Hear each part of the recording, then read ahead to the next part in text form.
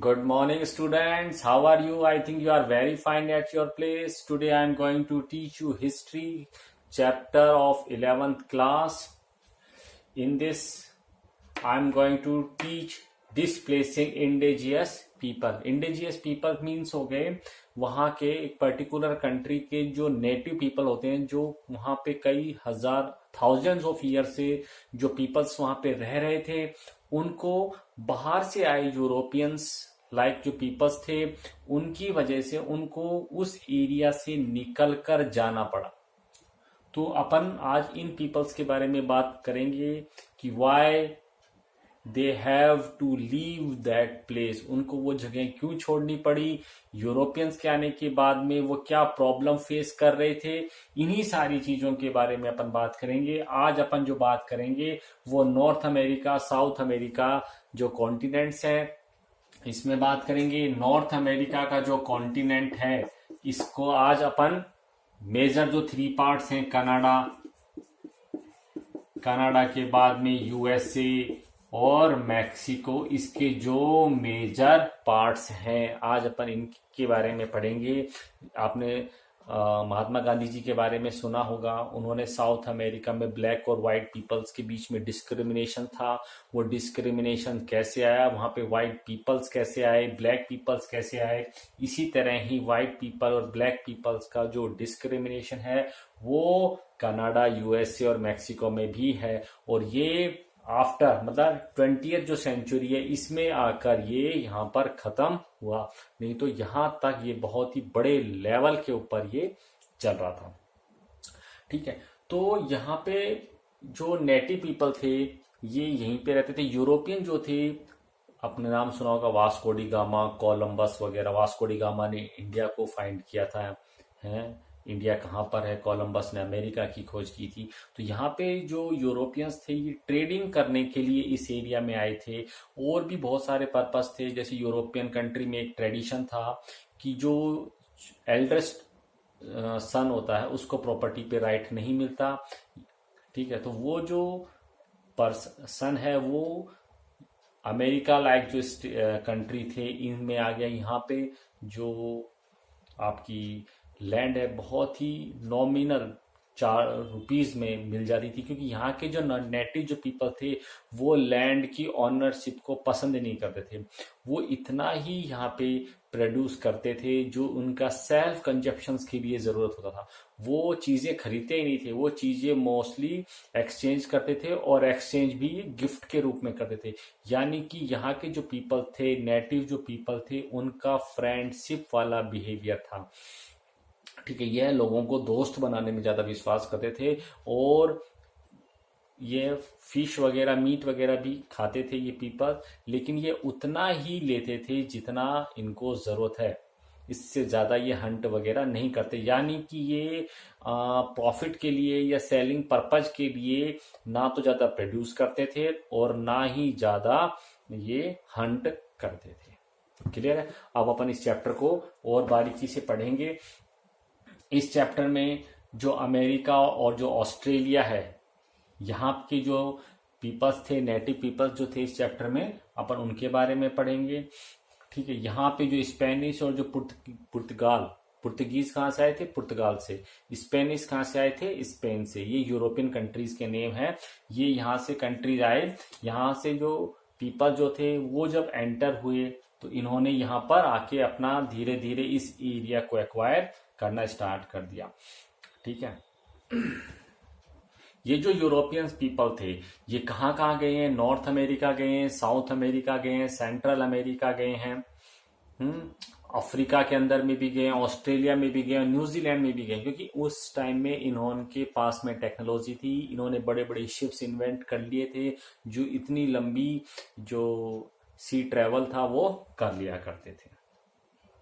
ठीक है, जो यूरोपियन जो थे इस प्रकार का जो सेटलमेंट किसी कंट्री में जब एस्टेब्लिश कर लिया करते थे तो उसको ये कॉलोनीज वगैरह बोलते थे। ठीक है, और अपनी लैंग्वेज में उनको स्टेट्स वगैरह भी बोलते थे।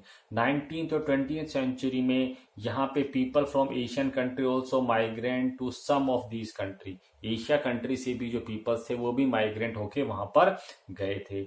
यूरोपियन और एशियन जो थे from the majority in these country and the number of the native inhabitants are very small.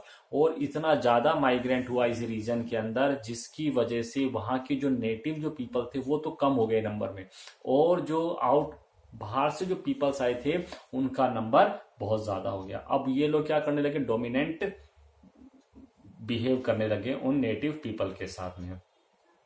अच्छा, पहले कोई भी टाउन शायद ही कभी दिखाई देता था, ठीक है, मतलब वहां पे पीपल्स, माइग्रेंट पीपल्स इतने ज्यादा हो गए कि टाउन में नेटिव पीपल शायद ही दिखाई देता था। और उन नेटिव पीपल्स को, ये नेटिव मतलब है वहां पे जो पहले से रह रहे थे, उनको शक होने लग गया कि यार हम बाहर से आके यहाँ पे रहने लगे हैं या हम पहले से ही यहाँ पर रह रहे हैं, ठीक है। और वहां की जो नेटिव, वहां पे जो स्टेट्स वगैरह थे उनके जो नेम्स वगैरह थे वो भी उन्हीं नेटिव पीपल्स ने रखे हुए थे। आगे चलते हैं।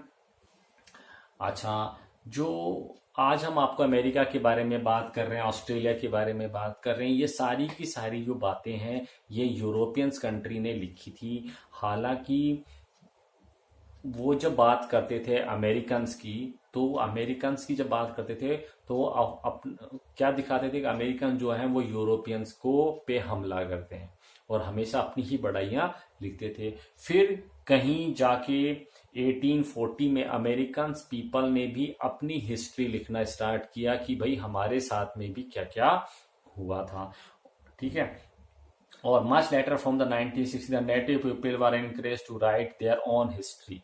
और 1840 से वो बात कर रहे थे, कहीं जाके 1960 में उन्होंने इस चीज को रिटर्न में लिखने लगा कि हमारे, जब हम शुरू से या हमारे जो एंसेस्टर्स जो हैं उनके साथ में कैसा व्यवहार हुआ था, ठीक है। Read historian works and fiction writing to the native people and visitor to museum. उन्होंने म्यूजियम्स वगैरह बनाए, उन्होंने अपने जो पुराने जो रीति रिवाज थे उनको हाईलाइट किया, म्यूजियम्स वगैरह बनाए।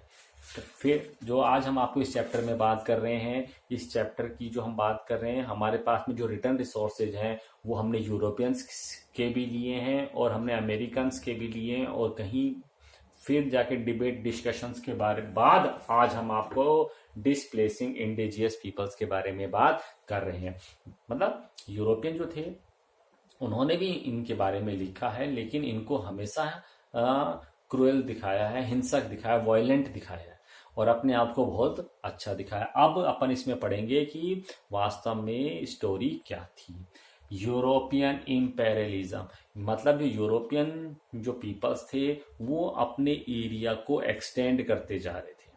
उस टाइम में जो यूरोपियंस जो थे इनके पास में टेक्नोलॉजी अच्छी आ गई थी, इसी टेक्नोलॉजी की वजह से इन्होंने गन्स वगैरह बना ली थी, बड़े बड़े शिप्स बना लिए थे, और ट्रेडिंग पर्पज के लिए ये बहुत लंबी लंबी जो ट्रेवलिंग है ये करते थे, और ये ढूंढते थे ऐसे एरियाज को जहां पे बहुत ही चीप कॉस्ट पर मटेरियल इजीली अवेलेबल करवाए जा सके और उसके ऊपर ह्यूज प्रॉफिट बनाए जा सके। अमेरिकन एम्पायर जो था, अमेरिकन में जो अपना एम्पायर एस्टेब्लिश किया तो स्पेन और पुर्तगीज ने किया था, लेकिन वो 17वीं सेंचुरी के बाद में अपना एरिया एक्सटेंड वो नहीं कर पाए। क्यों नहीं कर पाए? क्योंकि यहाँ पे फ्रांस, हॉलैंड और इंग्लैंड जो थे ये भी आ गए थे। Began to extend their trading activity to establish colony. America, Africa और एशिया, आयरलैंड जो थे, इंग्लैंड ने अपनी कॉलोनीज बनाई। As the land owners they were mostly England settler, और यहाँ पे जितने भी लैंड ओनर्स जो थे वो इंग्लैंड के ही थे। From the 18th century it become obvious that while it was अच्छा, यहाँ पे वो किस लिए आए थे?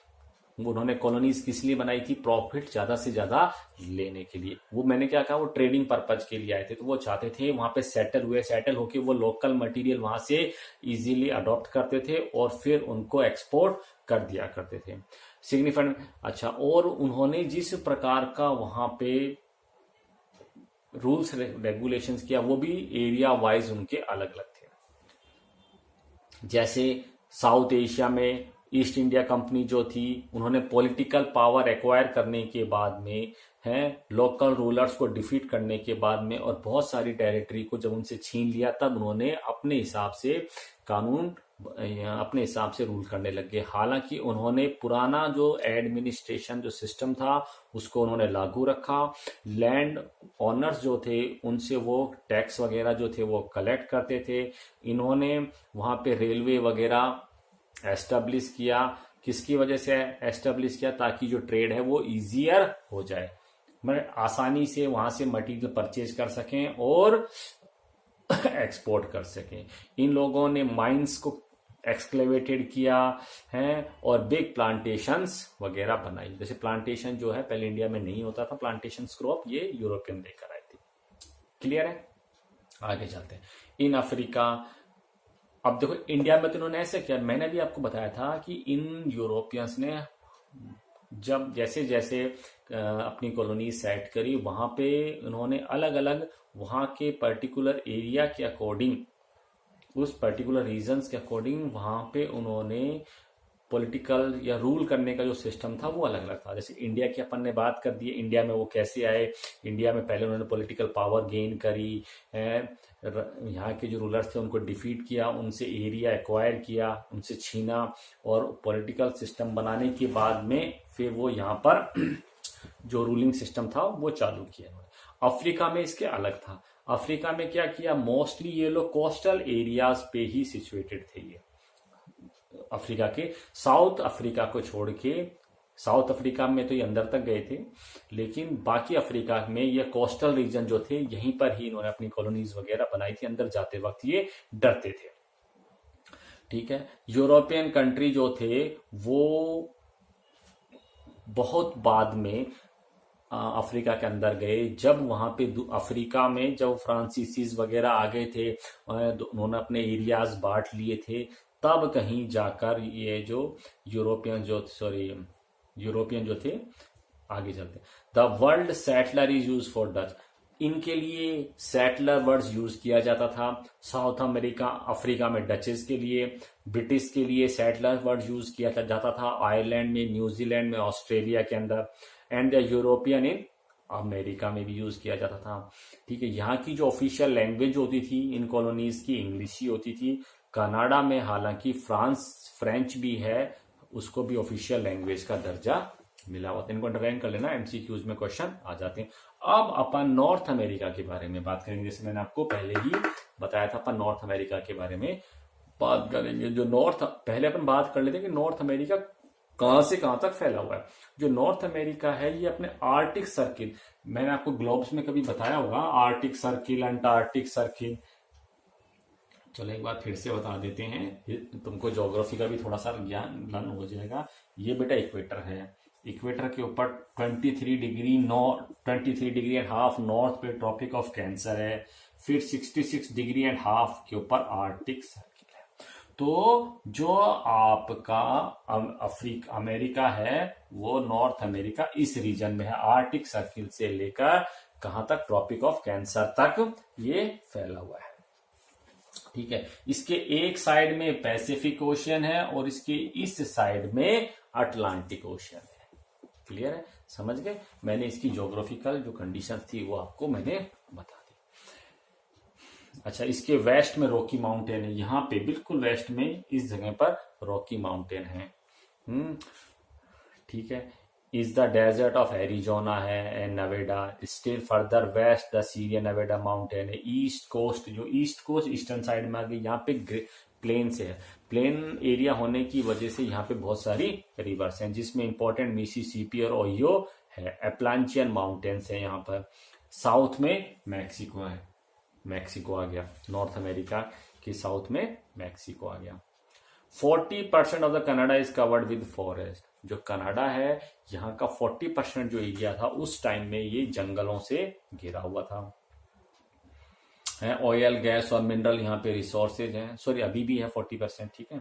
Found in the many area with example with many big industry in the USA and Canada. यहाँ पे ऑयल, गैस और मिनरल के रिसोर्सेज होने की वजह से यहाँ पर बड़ी बड़ी इंडस्ट्रीज लगी हुई हैं। यहाँ पे वीट, टुडे की बात कर रहे हैं, यहाँ पे वीट, कॉर्न और जो फ्रूट है वो एक्सटेंसिवली, यानी कि बहुत ही बड़े लेवल पे ग्रोन होता है। साथ साथ में ही यहाँ की जो मेजर इंडस्ट्री है कनाडा में वो फिशिंग है। यहाँ पे जैसे दोनों तरफ सी होगा तो यहाँ के जो पीपल्स है नेचुरल बात है सी फूड ही खाना पसंद करेंगे। Mining industry and extensive agriculture had been develop only in the last 200 years from immigrant from Europe.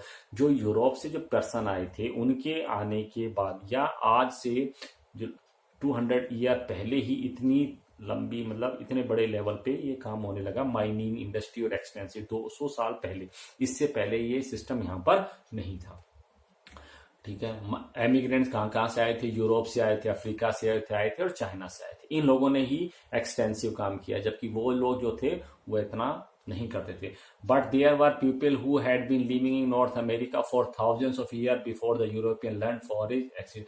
और यहाँ पे जो रहने वाले जो पीपल्स थे वो हजारों सालों से यहाँ पर रह रहे हैं, द नेटिव पीपल्स। अब अपन यहाँ के नेटिव पीपल्स के बारे में बात करेंगे। तो यहाँ के जो पीपल्स थे वो कहाँ से आए थे? तो यहाँ के जो पीपल थे ये एशिया वगैरह से आए थे 10,000 ईयर एगो पहले या 11,000 ईयर एगो।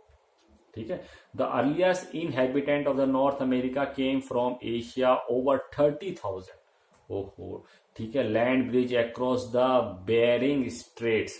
बेटा तुम स्ट्रेट्स जानते हो? STRAITS स्ट्रेट्स क्या होता है? ज्योग्राफी में पढ़ा होगा। स्ट्रेट जो होता है ये एक नैरो वाटर चैनल है। चलो मैं तुम्हें एग्जांपल देता हूँ। पाल्क स्ट्रेट कहाँ पर है? इंडिया में है पाल्क स्ट्रेट। पाल्क स्ट्रेट श्रीलंका और इंडिया को डिवाइड करता है। स्ट्रेट मतलब होता है a narrow water body, narrow water body या नैरो चैनल है जो कि 2 बिग वाटर बॉडी से जुड़ा हुआ होता है। तो पाल्क स्टेट है, इसके नॉर्थर्न साइड में या नॉर्थ ईस्टर्न साइड में तो बे ऑफ बंगाल हो गया है, और साउथ वेस्टर्न साइड में इसके आपके इंडियन ओशियंस हो गया। ठीक है, तो पाल्क स्ट्रेट को इन्होंने क्रॉस करके ये पीपल्स आए थे। लास्ट आइस एज जो 10,000 ईयर एगो था, दे मूव फर्दर। फिर उसके बाद में साउथ गए। यहाँ पे जो सबसे पुराना आर्टिफैक्ट मतलब हाथ से बनी हुई जो चीज मिली है अपन को अमेरिका में वो एक एरो पॉइंट है, तीर का आगे वाला जो हिस्सा है वो है। ये 11,000 ईयर एगो पहले। ठीक है, the population started to increase about 5,000 year ago when the climate become more stable. और यहाँ की जो पॉपुलेशन है वो 5,000 ईयर एगो पहले स्टेबल तेजी से बढ़ने लगी जब यहाँ का जो टेम्परेचर है वो स्टेबल हुआ है। देखो क्वेश्चन आ सकता है geographical conditions of America, North America, तो आप लिख देंगे Arctic Circle to Tropic of Cancer है। इसके एक साइड में पैसिफिक ओशियन है, एक साइड में अटलांटिक ओशियन है। आपको ऐसा लिखना पड़ेगा। वेस्टर्न साइड में रॉकीज माउंटेन्स हैं, ईस्टर्न साइड में अपलांचियन माउंटेन्स हैं, मिसिसिपी ओनियो रिवर वगैरह, ये आपको लिखना पड़ेगा। चलते हैं, नेटिव पीपल्स कब से आए थे? 30,000 ईयर एगो पहले आए थे। इन्होंने कौन सा स्ट्रेट को क्रॉस किया था? तो बेरिंग स्ट्रेट था। इनको आप अंडरलाइन कर लिया करो, ये सही रहता है आगे के लिए। आगे चलते हैं। These people lived in bands। यहाँ के जो पीपल थे बैंड में, झुंड में रहते थे और रिवर वैली में अपने घरों को बनाते थे, विलेज वगैरह बनाते थे। ये फिश और मीट खाते थे, कल्टीवेट करते थे वेजिटेबल और मेज, यानी कि वेजिटेबल उगाते थे और मेज भी उगाते थे। ठीक है, और ये लॉन्ग जर्नी पर जाते थे, शिकार के लिए जाते थे। Meat chiefly that of bison. Bison एक प्रकार का वाइल्ड बफेलो समझ लो, उसके शिकार के लिए ये लोग जाते थे। और ये जो बाइसन जो है ये इनके जो ग्रास लैंड है इनमें ये घूमता था। अच्छा, और ये जो पीपल थे लॉन्ग जर्नी जो करते थे, जब 17th सेंचुरी में इनके पास में हॉर्सेज आने लग गए तो इनकी जो जर्नी थी वो बहुत ही इजी हो गई थी। कहाँ से परचेज किया था इन्होंने हॉर्स? स्पेनिश जो सेटलर्स थे, वो सेटलर्स किनको कहते हैं? जो यूरोपियन जो थे, जो इन कंट्रीज में आके रहने लगे थे उनको सेटलर्स बोलते हैं, ध्यान रखना। But they only killed as many animal as they needed for food. लेकिन ये उतने ही एनिमल्स का शिकार करते थे जितना इनको जरूरत होता था, यानी कि ये शौकिया शिकार नहीं करते थे, भूख लगने की खाने के लिए ही शिकार करते थे। They did not attempt extensive agriculture, बहुत बड़े लार्ज पैमाने पर एग्रीकल्चर नहीं करते थे, हैं ये बड़ा ज़्यादा सरप्लस मटेरियल कलेक्ट नहीं करते थे, मतलब ज़्यादा सरप्लस मतलब बहुत ज़्यादा है ना ही ये किंगडम वगैरह एम्पायर वगैरह में बनाने में विश्वास करते थे, जबकि सेंट्रल और साउथ अमेरिका के जो पीपल्स थे वो एम्पायर और किंगडम बनाने में विश्वास रखते थे। चलते हैं। There were some instance of quarrel between tribes over territory, हालांकि हमें कुछ ऐसे एग्जाम्पल्स मिले हैं, ऐसे बातें मिली हैं जिससे पता चलता है कि यहाँ की जो ट्राइब जो थी वो किसी पर्टिकुलर एरिया के लिए झगड़ा करती थी। अच्छा, लेकिन टेरिटरी के लिए झगड़ा किया जाता था, but by and large control of land was not an issue, लेकिन बड़ी लैंड के लिए मतलब ऐसा नहीं होता था। दे वर content with the food and shelter they got from the land without feeling any need to own. An important feature of their tradition was that of making former alliance. अच्छा, ये जो बंदे थे, ये ट्राइब जो थी मोस्टली फ्रेंडशिप वगैरह भाईचारे पे ज़्यादा विश्वास रखती थी और एक्सचेंज करती थी गुड्स की। ये चीज़ें बहुत ही कम खरीदते थे, इनको जो भी चीज़ें मिलती थी वो गिफ्ट के रूप में मिलती थी। जैसे मुझको कोई चीज़ मिली, किसी ने गिफ्ट की, मैंने अगले वाले को दे दी, उसने मेरे को कोई चीज दी तो मैंने इधर वाले को दे दी। ये सारा मोस्टली काम ऐसा ही करते थे। यहाँ पे नॉर्थ अमेरिका में बहुत सारी लैंग्वेज बोली जाती थी, लेकिन इनका रिटर्न रिकॉर्ड हमारे पास में नहीं है। अच्छा, वो टाइम को एक साइकिल के रूप में मानते थे, समय है वो चलता रहता है। ईच ट्राइब जो थी, उस ट्राइब्स को पता था कि उसका ओरिजिन कैसे हुआ है और वो कितने सालों से है, क्यों, और ये बातें उनको एक जनरेशन से दूसरी जनरेशन उनके जो ओल्डर पीपल जो थे वो बताते रहते थे।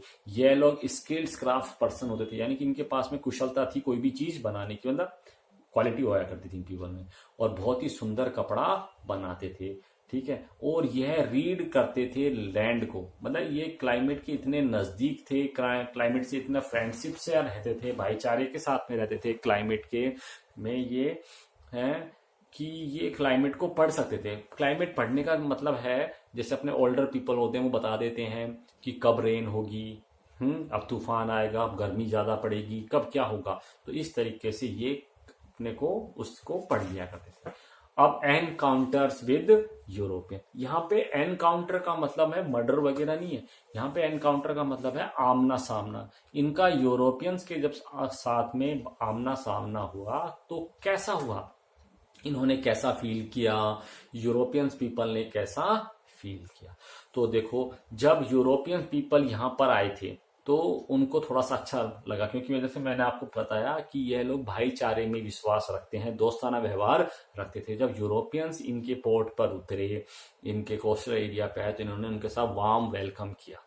हालांकि साउथ अमेरिका में ऐसा नहीं था, क्योंकि साउथ अमेरिका में गोल्ड माइंस थी, वहां पे जो लोग बाग थे वो पैसे के लिए वहां पर आते थे, तो उनके साथ में अलग व्यवहार किया गया था, इनके साथ में अच्छा व्यवहार किया गया था, और इनको बहुत सारे गिफ्ट्स वगैरह मिलते थे। अच्छा, यहाँ पे जो यूरोपियंस आए थे वो फर के लिए आए थे। चलते हैं आगे। फर जो एनिमल्स से निकलता है उसके लिए ये लोग आए थे, और जब उनको पता चला कि भैया ये लोग तो अच्छे शिकारी हैं, तो उनकी बात बन गई। अच्छा, यूरोपियन जो थे वो इनको सामान देते थे, ये यूरोपियंस को सामान देते थे। तो वो जब ये यूरोपियन को सामान देते थे तो वो प्रॉफिट देखते थे। जैसे उन यूरोपियंस ने इनको गन्स वगैरह दी, कुछ इक्विपमेंट्स लाके दिए जो इनके हंटिंग में इनकी हेल्प कर सके।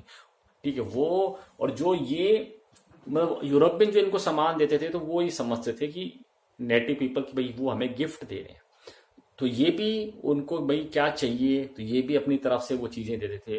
तो वहां पे अमेरिका में कुछ चीजें ऐसी होती थी जो पर्टिकुलर विलेज में ही बनती हैं, कुछ फूड आइटम ऐसे थे जो पर्टिकुलर रीजन में ही बनते थे। जैसे अपन बात करते हैं खाने की, जैसे आपने बीकानेर के रसगुल्ले हैं, अब रसगुल्ले भैरों में भी बनते हैं, लेकिन बीकानेर के रसगुल्ले का कंपैरिजन भैरों के रसगुल्लों के साथ नहीं होता। अलवर में जैसे आपका वो है कलाकंद फेमस है, तो मतलब जैसे पर्टिकुलर रीजन की जो चीजें होती हैं वो उसी रीजन। तो यहाँ यूरोपियंस है, उनको पता चला कि ये लोग इकट्ठे होते हैं, जब इकट्ठे होते हैं गांव में का झुंड जो है इकट्ठा होता है तो ये चीजें एक्सचेंज वगैरह करते हैं। तो ये उस एक्सचेंज पॉइंट पे ही पहुंचना चाहते थे ताकि इनको ज्यादा से ज्यादा ऐसा मटेरियल मिल सके जिसकी जो वैल्यू है वो यूरोपियन मार्केट में ज्यादा हो। अच्छा, यूरोपियन मार्केट्स के बारे में इनको नहीं मालूम था कि कोई ऐसा मार्केट भी होता है, वहां पे चीजें खरीदी जाती हैं और ऐसा बेची जाती है। ठीक है, चलते हैं।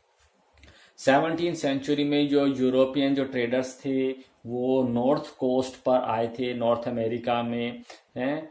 आफ्टर ए डिफिकल्ट ऑफ, इन्होंने 2 मंथ की लंबी ट्रेवलिंग करके वो लोग यहाँ पर पहुंचे थे और उनको बहुत ही अच्छा लगा जब यहाँ के नेटिव पीपल्स ने उनके साथ में वार्म वेलकम किया। उनको डर लग रहा था पहले कि हमारे साथ में कोई बुरा नहीं हो जाए।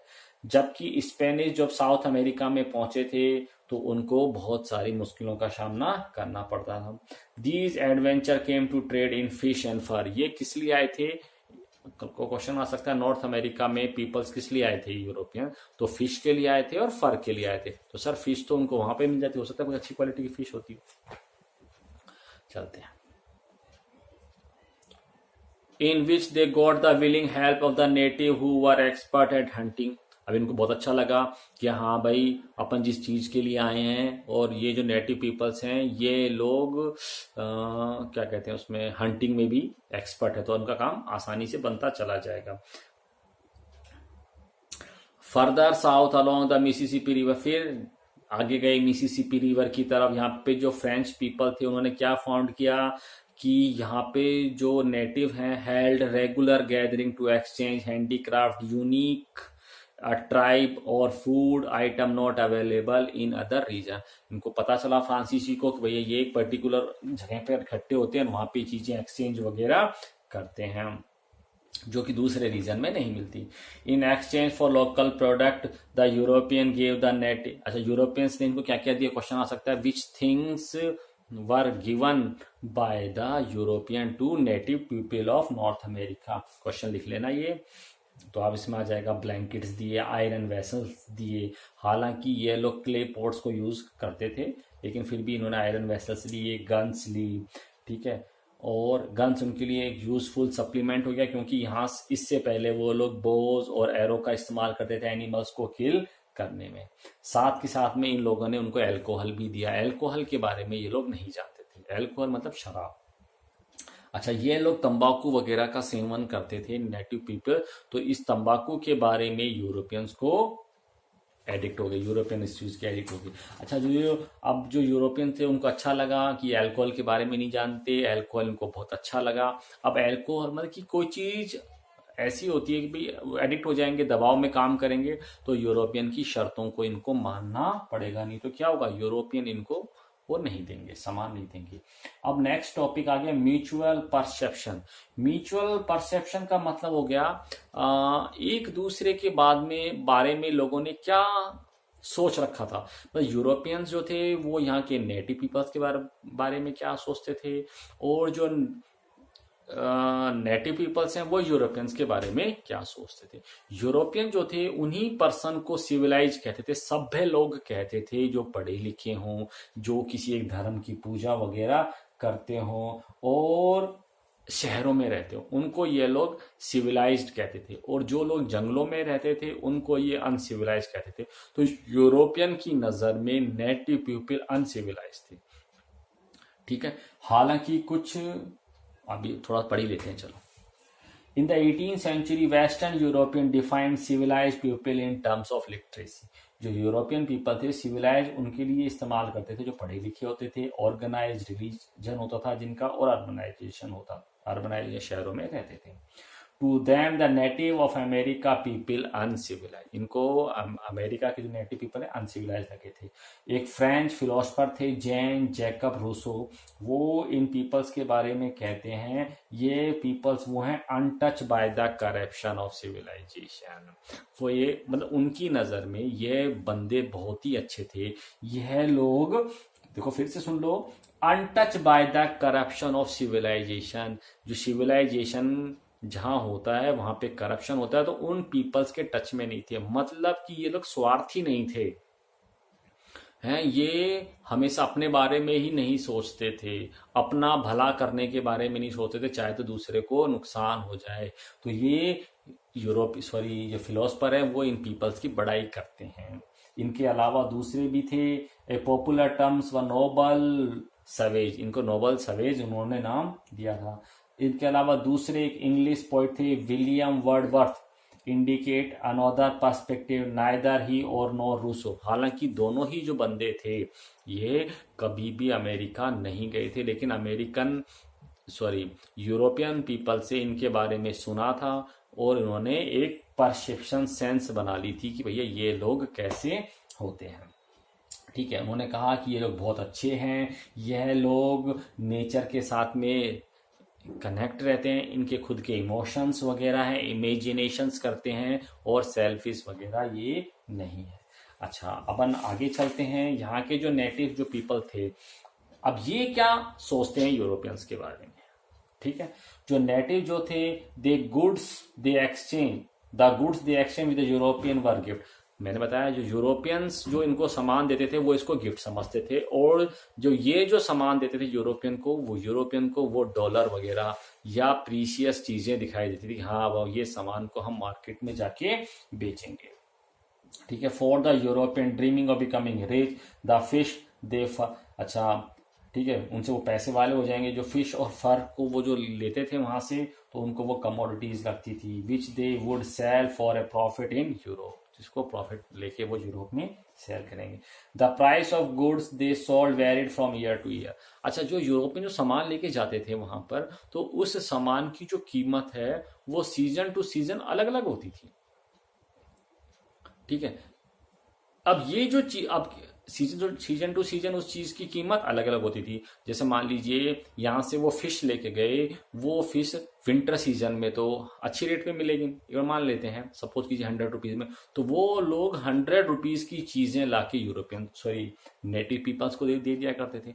इसी तरह ही समर सीजन में सपोज करो कि वो फिश की जो कॉस्ट है वो 50 रुपीज है, तो वो 50 रुपीज का ही सामान यूरोपियन जो थे नेटिव पीपल्स को लाके देते थे। तो ये चीज जो थी वहां के नेटिव पीपल्स की समझ में नहीं आई कि यूरोपियंस कैसा व्यवहार करते हैं। कभी तो उसी चीज के लिए बहुत सारी चीजें दे देते हैं उनको रिटर्न में, और कभी बहुत ही कम चीजें उस चीज के बदले में, उस थिंग के बदले में रिटर्न में उनको देती थी, डिपेंडिंग ऑन द सप्लाई।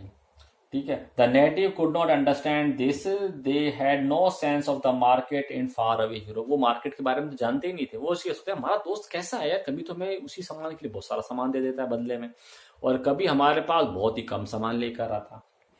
ठीक है, they were puzzle by the fact the European trader sometime gave them a lot of thing in the exchange for their good, sometime very little.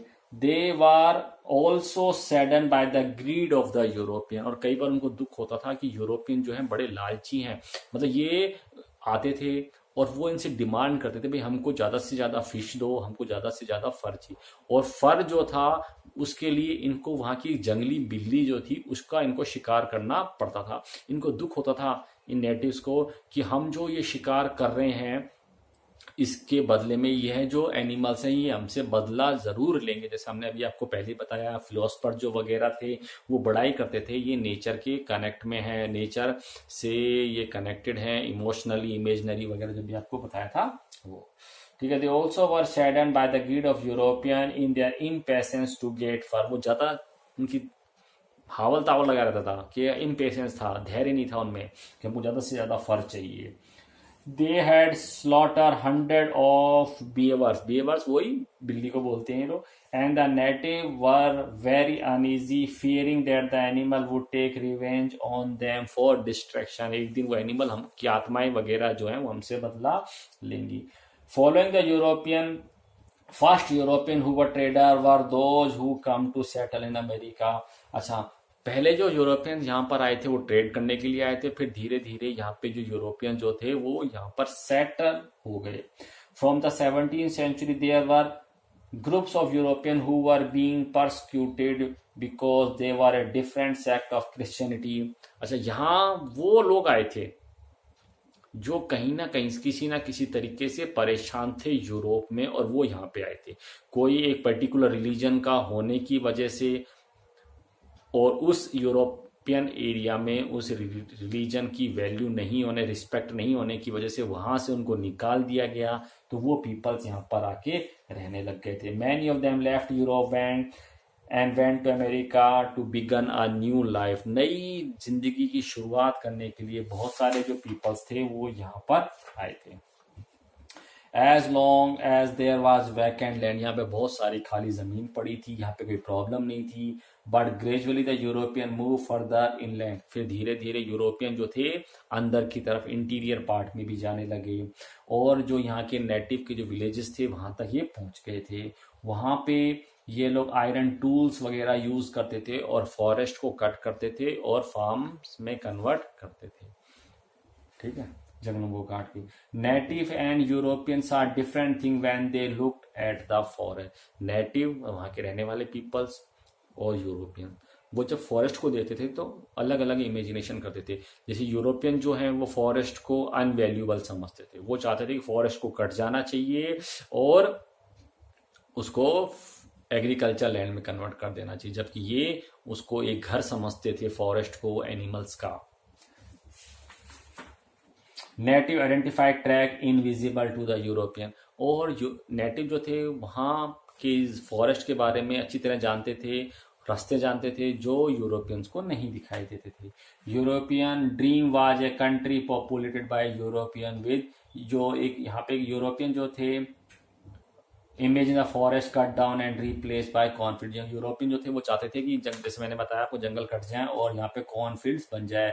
यहाँ पे जेफरसन जो एक बंदा था उसका एक ड्रीम था यहाँ पे स्मॉल, यहाँ पे यूरोपियन पॉपुलेशन को बढ़ जाएगी और सभी के पास में छोटी छोटी खेत वगैरह होंगे। The native who Guru crops for their own needs, यहाँ के जो नेटिव जो पीपल थे वो खेती बाड़ी करते थे लेकिन सेल्फ कंजप्शन के लिए ही करते थे, वो लोग सेलिंग पर्पज के लिए या प्रॉफिट के लिए नहीं करते थे। And thought it wrong to own the land, और रॉन्ग समझते थे कि जमीन के ऊपर अधिकार करना। Could not understand this in Jefferson view, और जबकि जेफरॉन इस चीज को समझता ही नहीं था है। इसी वजह से जो जेफरॉन टाइप यूरोपियन जो थे वो इन नेटिव पीपल को अनसिविलाइज समझते थे। ठीक है, अच्छा अब कनाडा की बात करते हैं। The country that are known as Canada and the United State of America come into existence at the, अच्छा यूरोप, कनाडा और जो यूनाइटेड स्टेट है, अभी अपन नॉर्थ अमेरिका की बात कर रहे हैं, ठीक है, पूरे नॉर्थ अमेरिका की अपन ने बात करी। अब कनाडा और यूएसए की बात करेंगे जो 18वीं सेंचुरी के बाद ही एक्सिस्टेंस में आया था, इससे पहले ये पूरा का पूरा नॉर्थ अमेरिका ही था। At that time they are occupy only fraction, हालांकि यूरोपियंस के पास में पहले बहुत ही कम लैंड थी। और 100 सालों के बाद में उन्होंने अपना एरिया बहुत बढ़ा लिया था। यूरोपियंस ने बढ़ते बाहर से तेजी से आने लग गए, यूरोपियंस आते थे वापस जाते थे तो वहाँ के लोकल पीपल्स को बताते थे और लोकल पीपल भी उनके साथ में आते थे कि वहाँ चलो, वहाँ पे सस्ती ज़मीन है, वहाँ पे लोग बाग हैं, इस तरीके से। ठीक है, और बहुत बड़ा एरिया इन्होंने एक्वायर कर लिया और कुछ लैंड इन्होंने परचेज करी। They both land in the south from France, south से इन्होंने साउथ में इन्होंने फ्रांस से ज़मीनें खरीदी। ठीक है, और कुछ लैंड इन्होंने रशिया से खरीदी इन यूरोपियंस ने। ठीक है, कुछ लैंड इन्होंने झगड़ा करके वॉर वगैरह में जीती इन्होंने। USA was won from Mexico, southern USA को मैक्सिको से जीता इन्होंने। It did not occur to anyone that the concept of the native, और तेजी से वो लोग लैंड एक्वायर कर रहे थे बगैर वहां के नेटिव पीपल से पूछे वगैरह। और जो नेटिव पीपल थे वो धीरे धीरे मूव हो रहे थे, पीछे की तरफ जा रहे थे। वो सोच रहे थे यार ये ऐसे कौन से लोग हैं, ये कैसे दादागिरी वगैरह कर रहे हैं। अच्छा, 19वीं सेंचुरी में अमेरिका का जो लैंडस्केप है, यानी कि वहां की जो लैंड वगैरह है वो तेजी से चेंज हुई थी। European treated the land different from the native, European land को अलग ट्रीट करते थे और वहाँ के नेटिव पीपल जो है वो लैंड को अलग तरीके से ट्रीट करते थे। सम ऑफ द यहाँ के जो पीपल्स थे कौन से थे? जो ब्रिटेन से आए थे, फ्रांस से आए थे, वहाँ पे यंगर जो सन होता था उसको फादर की प्रॉपर्टी में हिस्सा नहीं मिलता था और वो नई लैंड की तलाश में अमेरिका आया था। इसके अलावा और भी बहुत सारे पीपल थे जो डिफरेंट कंट्री से यहाँ पर आए थे, जर्मनी से आए थे, स्वीडन से आए थे, इटली से आए थे, जहाँ पर इनकी जो लैंड थी बिग फार्मर्स ने उनसे छीन ली थी, वो बंदे भी यहाँ पर आए थे। पीपल्स यहाँ पे पोलैंड से आए थे, और वो यहाँ की पैरेरीज में काम करके खुश थे, जो खुशी उनको वहाँ के स्टेप्स में काम करके मिलती है। स्टेप्स क्या होते हैं? एक प्रकार के ग्रासलैंड होते हैं।